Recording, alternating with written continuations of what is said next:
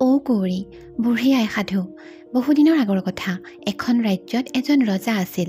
ৰজাৰ দুজনী ৰাণী। এবাৰ তেওঁলোক দুয়ো গৰ্ভৱতী হ'ল। এদিন দুয়ো ৰাণীৰ সন্তান উপজিল। বৰ ৰাণীয়ে এটি ল'ৰা আৰু সৰু ৰাণীয়ে এটা ঔটেঙা পালে। সৰু ৰাণীয়ে তেওঁৰ ঔটেঙাহে এটা উপজিল দেখি বৰ বেজাৰ পাই তাক চোৱা পাতত দলিয়াই পেলাই দিলে। কিন্তু দেখা গ'ল দিনৌ ৰাণীয়ে কাম কৰিবৰ আৰু শুবৰ সময়ত সেই ঔটেঙাটো বাগৰি আহি ৰাণীৰ ওচৰ পায়হি। ৰাণীয়ে তাক দলিয়াই পেলালেও সি আকৌ বাগৰি আহি ৰাণীৰ কাষ পায়হি। এদিন ঔটেঙাটো দুপৰীয়া মানুহ দুনুহ নোহোৱা সময়ত বাগৰি গৈ নৈৰ ঘাট পাই তাতে অলপ ৰৈ আছিল। সেই সময়ত ৰজাৰ কোঁৱৰ এজনে সেই ঘাটৰ অলপ আওহতীয়া ঠাইতে বৰশী বাই বহি আছিল। কোঁৱৰে লক্ষ্য কৰি দেখিলে যে ঔটেঙাটোৰ ভিতৰৰ পৰা এজনী দীপলি সুন্দৰী কন্যা ওলাই আহি নৈত গা ধুই ৰূপেৰে চাৰিওদিশ উজ্জ্বল কৰি চুলিকোছা ৰ'দত শুকাই লৈ আকৌ ঔটেঙাটোৰ ভিতৰত সোমাই বাগৰি মাকৰ ঘৰলৈ উভতি আহিল। ৰজাৰ ল'ৰাই কন্যাজনীৰ ৰূপ দেখি মোহ গৈ বাটতে বৰশী পেলাই থৈ ঘৰলৈ ঘূৰি আহি ৰুহ ঘৰত সোমাল। ইফালে কোঁৱৰক বাপেক মাকে নেদেখি বিচাৰি চলাত লগাই শেষত ৰুহ ঘৰত শুই থকা পালে।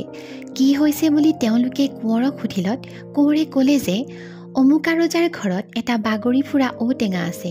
সেই ঔটেঙাটোৰ সৈতে মোক বিয়া পাতি দিব লাগে। ৰজা ৰাণীয়ে প্ৰথমতে সেইটো হাঁহি উঠা অসম্ভৱ কথা বুলি কোঁৱৰক বুজাবলৈ ধৰিলে, কিন্তু কোঁৱৰে নুশুনিলে। কোঁৱৰৰ ঘট বান্ধ এৰাব নোৱাৰি বাপেকে ৰজালৈ সেই বাতৰি দি ঔটেঙাৰে সৈতে নিজৰ কোঁৱৰৰ বিয়াৰ প্ৰস্তাৱ পঠিয়ালে। ঔটেঙাৰ মাক ৰাণীয়ে সেই কথা শুনি কান্দি কান্দি ক'লে যে মোক কিয় এইদৰে লাজ দিব লাগিছে, কিন্তু শেষত তেওঁ এৰাব নোৱাৰি সেই কথাত মান্তি হৈ ঔটেঙাটো ধুৱাই পখলাই কোঁৱৰৰে সৈতে তাৰ বিয়া দিলে। বৰ ধুমধাম কৰি কোঁৱৰে বিয়া কৰাই দোলাত তুলি আনি নিজৰ ঘৰ পোৱালেহি। ৰজাৰ কোঁৱৰে ঔটেঙাৰ সৈতে একেটা শুৱনি কথাতে থাকিল। ৰাতি কোঁৱৰে খাবলৈ মাকে যি ভাত পঠিয়াই দিয়ে তাৰে এভাগ নিজে খায় আৰু এভাগ থৈ দি শুই থাকে। কিন্তু কোঁৱৰৰ টোপনি আহিলেই ঔটেঙাটোৰ ভিতৰৰ পৰা কন্যাজনী ওলাই আহি সেই ভাত গাল খাই আকৌ ঔটেঙাৰ ভিতৰত সোমাই থাকে। দিনৌ কোঁৱৰে টোপনিৰ পৰা উঠি সেই ভাত নেদেখি আচৰিত হয়। কোঁৱৰে ইয়াৰ কাৰণ বুজিব নোৱাৰি মনত সদায় দুখ কৰি আমন জিমনকৈ বহি থাকে। এদিন এজনী মগনীয়া বুঢ়ী কোঁৱৰৰ ওচৰলৈ চাউল মাগিবলৈ আহিল। বুঢ়ীয়ে কোঁৱৰক আমন জিমনকৈ বহি থকা দেখি সুধিলে, বোপা তুমি দেখোন মন মাৰি বহি আছা, তুমিতো বিয়া কৰালা, কিন্তু ক'তা? আমি দেখোন তোমাৰ বোৱাৰীক দেখা পোৱা নাই। বুঢ়ীৰ কথা শুনি কোঁৱৰে আগৰ পৰা গুৰিলৈকে তাইক সকলো কথা ভাঙি ক'লত বুঢ়ীয়ে মাত লগালে,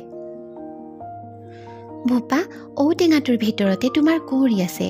শুৱনি ঘৰুৱাৰ ভিতৰত একুৰা তুঁহ জুই ধৰি থবা আৰু দৈ গাখীৰ আঠিয়া কল ফেনেকি মিহলাই ওচৰতে এটা বাতিত থৈ দিবা। তুমি তোমাৰ শোৱা পাতিত টোপনি অহাৰ ভাও জুৰি নাক ঘূৰাই থাকিবা।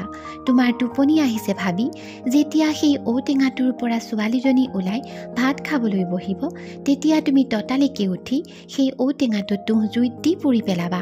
কিন্তু তেতিয়া দেখিবা যে ছোৱালীজনী ঠাচ কৰে মাটিত পৰি গৈছে। তেতিয়াই লৰালৰিকৈ সেই বাতিৰ পৰা দৈ গাখীৰ আৰু আঠিয়া কল আনি তাইৰ মূৰত ভৰণ দিবা। দিলেই তাই জ্ঞান পাই উঠি বহিব।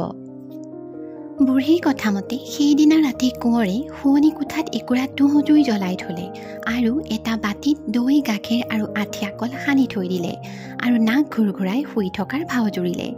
কোঁৱৰ টোপনি গ'ল বুলি ভাবি কুঁৱৰী ঔটেঙাটোৰ পৰা ওলাই আহি ভাত খাবলৈ ধৰিলে। তেনেতে কোঁৱৰ বিচনাৰ পৰা উঠি আহি ঔটেঙাটো জুইত চাপি দিলে। লগে লগে কুঁৱৰী মাটিত ঢলি পৰিল। তৎক্ষণাৎ কোঁৱৰে বুঢ়ীয়ে কোৱাৰ দৰে দৈ গাখীৰ আৰু আঠিয়া কলৰ মিশ্ৰণটো কুঁৱৰীৰ মূৰত ভৰণ দিলে আৰু লগে লগে কুঁৱৰী সাৰ পাই উঠি বহিল। কোঁৱৰ কুঁৱৰী দুয়ো আনন্দিত হ'ল। পিছদিনা ৰাতিপুৱা কোঁৱৰে সকলোকে সকলো কথা ভাঙি পাতি ক'লে আৰু কুঁৱৰীক সকলোৰে লগত পৰিচয় কৰাই দিলে। কোঁৱৰৰ বাপেক মাকে পিছদিনা পুৱা এই ঘটনা শুনি আৰু বোৱাৰীয়েকক দেখি তেওঁলোকৰ মনত আনন্দই নধৰা হ'ল। বিয়ৈ বিয়নী ৰজা ৰাণীলৈ এই বাতৰি তেওঁলোকে কৈ পঠিয়ালত তেওঁলোকৰো মনত মহা ৰং মেলিল আৰু আকৌ তেওঁলোকে মহা পয়োভৰেৰে জীয়েক কুঁৱৰীক কোঁৱৰলৈ বিয়া দিলে। আমাৰো কানি কাপোৰ কলা হ'ল আৰু আমিও ঘৰলৈ ঘূৰি আহিলোঁ।